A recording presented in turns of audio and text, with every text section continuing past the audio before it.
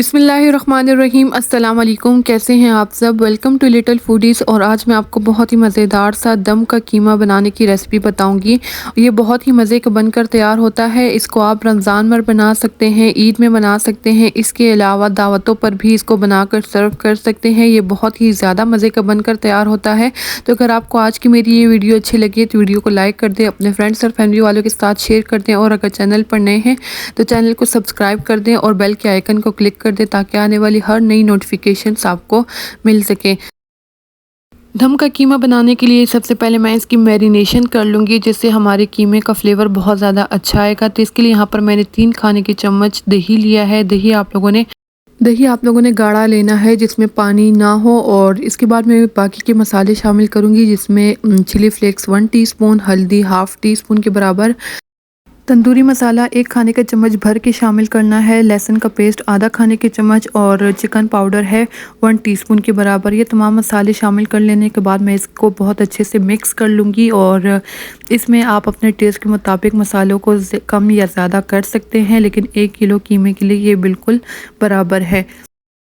नमक इस टाइम पर मैं इसमें शामिल नहीं कर रही, क्योंकि इसमें एक तो कीमा बहुत ज़्यादा पानी छोड़ देगा, और दूसरा मैंने इसमें जो तंदूरी मसाला डाला है उसमें भी पहले से नमक मौजूद है। तो इसको फ्राइंग के टाइम पर मैं नमक टेस्ट करूँगी और उसके बाद मैं इसमें नमक शामिल करूँगी। यहाँ पर मैंने दही में मसालों को बहुत अच्छे से मिक्स कर लिया है। इसके बाद मैं इसमें कीमा शामिल कर लूँगी। यहाँ पर मैं बीफ का कीमा इस्तेमाल कर रही हूँ। अगर आप चाहें तो आप चिकन का या मटन का कीमा भी इस्तेमाल कर सकते हैं। यहाँ पर मैं 1 किलो बीफ का कीमा इसमें शामिल कर लूँगी, और इसको भी मैं दोबारा से मसालों के साथ बहुत अच्छे से मिक्स कर लूँगी। और मिक्स करने के बाद मैं इसको आधे घंटे का रेस्ट दूँगी, ताकि इसमें मसालों का सारा फ्लेवर आ जाए। अगर आप चाहें तो आप इस टाइम पर इसको कोयले का स्मोक भी दे सकते हैं। तो यहाँ पर हमारे कीमे की मैरिनेशन बिल्कुल तैयार हो चुकी है। मैं इसको कवर कर दूंगी और आधे घंटे का इसको रेस्ट के लिए रख दूंगी। दम का कीमा पकाने के लिए यहाँ पर मैं एक कढ़ाई में 2 से 3 खाने के चम्मच घी शामिल कर लूँगी। आप इसकी जगह बटर या ऑयल का इस्तेमाल कर सकते हैं। इसको मैं मीडियम हाई फ्लेम पर गर्म कर लूँगी, और जब ये अच्छे से गर्म हो जाए तो इसके बाद मैं इसमें 2 दरमियाने साइज़ के चॉप्ड किए हुए प्याज इसमें शामिल कर लूँगी, और इसके हल्का सुनहरा कलर आने तक मैं इसको पका लूँगी। प्याज को आप लोगों ने बहुत ज़्यादा पकाना नहीं है, हल्का सॉफ्ट हो जाए और इसके ऊपर इस तरह से कलर आना स्टार्ट हो जाए। इसके बाद मैं इसमें 3 से 4 दरमियाने साइज़ के कटे हुए टमाटर इसमें शामिल कर लूँगी। इसको मिक्स कर लेना है, और मिक्स करने के बाद मैं इसको 3 से 4 मिनट तक सॉफ्ट होने तक मैं इसको पका लूँगी। यहाँ पर मैं इसको कवर करके 3 से 4 मिनट के लिए पकाऊँगी, ताकि टमाटर अच्छे से सॉफ्ट हो जाए और इसकी ग्रेवी तैयार हो जाए। तो यहाँ पर इसको कवर करके मैं 3 से 4 मिनट के लिए पका लूँगी। यहाँ पर टमाटर को मैंने 3 से 4 मिनट के लिए पका लिया है, और उसका तेल भी अलग हो चुका है। इसको मैं दोबारा से थोड़ा-सा मिक्स कर लूँगी, और जो थोड़े बहुत टमाटर बचे हैं इसको मैं इस तरह से पीस लूँगी, ताकि इसकी अच्छी-सी ग्रेवी तैयार हो जाए। इसके बाद मैं इसमें मैरिनेट किया हुआ कीमा शामिल कर लूँगी, और इसको बहुत अच्छे से मिक्स कर लेना है, और हाई फ्लेम पर मैं इसको पकाऊंगी। जो हम लोगों ने इसमें दही शामिल किया था वो अपना पानी छोड़ देगा, और कीमा भी अपना पानी छोड़ देगा। उसी में मैं इसकी बहुत अच्छे से भुनाई कर लूँगी। इसकी भुनाई करना बहुत ज़रूरी है, इसी से इसका कच्चापन ख़त्म होगा। कीमे की अपनी एक खुशबू सी होती है, वो भी इसी के साथ ख़त्म हो जाएगी, और जो हमारे मसाले हैं उसकी बहुत अच्छी सी भुनाई हो जाएगी। तो यहाँ पर मैं कीमे को बहुत अच्छे से भून लूँगी, और इसके तेल अलग होने तक मैं इसको पकाऊंगी। तो तकरीबन इसको मैं 4 से 5 मिनट तक मैं इसको पका लूँगी। तो यहाँ पर आप देख सकते हैं कि कीमे की बहुत अच्छी सी भुनाई हो चुकी है, और इसका तेल भी अलग हो चुका है। कीमे की भुनाई करने के बाद यहाँ पर मैं इसमें 1 कप पानी शामिल कर लूँगी, और इसको मिक्स कर लूँगी। आप अपनी मर्ज़ी के मुताबिक इसमें पानी शामिल कर सकते हैं, जितनी आप इसमें ग्रेवी रखना चाहते हैं उसके मुताबिक आप पानी इसमें डाल सकते हैं।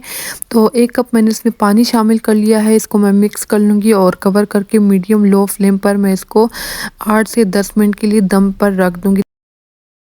8 से 10 मिनट के बाद हमारा जो कीमा है वो अच्छे से गल चुका है, पानी भी इसमें खुश्क हो चुका है, और तेल भी इसका अलग हो चुका है।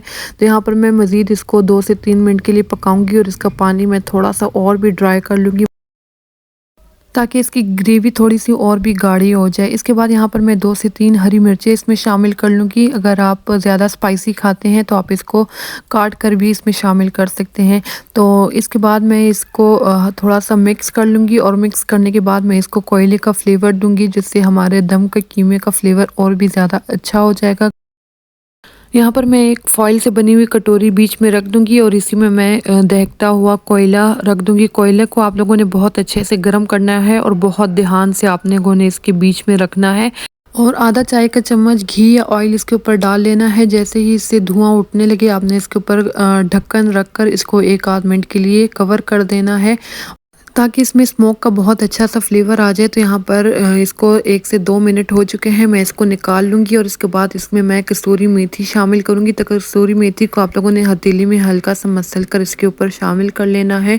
तो यहाँ पर हमारा बहुत ही मज़ेदार सा दम का कीमा तैयार हो चुका है और ये बहुत ही ज़्यादा मज़े का बनकर तैयार होता है। तो आपने भी ये रेसिपी ज़रूर ट्राई करनी है। और इसके अलावा मेरे चैनल पर कीमे की बिरयानी और कीमे की मज़ीद बहुत सारी रेसिपीज़ रमज़ान के रिलेटेड भी मौजूद हैं। अगर आप देखना चाहते हैं तो उसका लिंक मैं नीचे डिस्क्रिप्शन पर लगा दूँगी, आप वहाँ से देख लीजिएगा और मुझे ज़रूर बताइएगा कि आपको मेरी रेसिपीज़ कैसी लगी।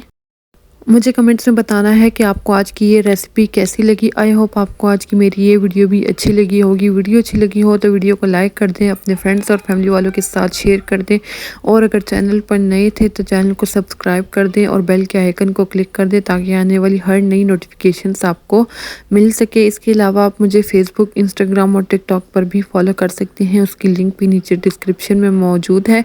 अपनी ढेर सारी दुआओं में मुझे मेरी फैमिली वालों को ज़रूर याद रखिएगा। Thank you. अल्लाह हाफ़िज़।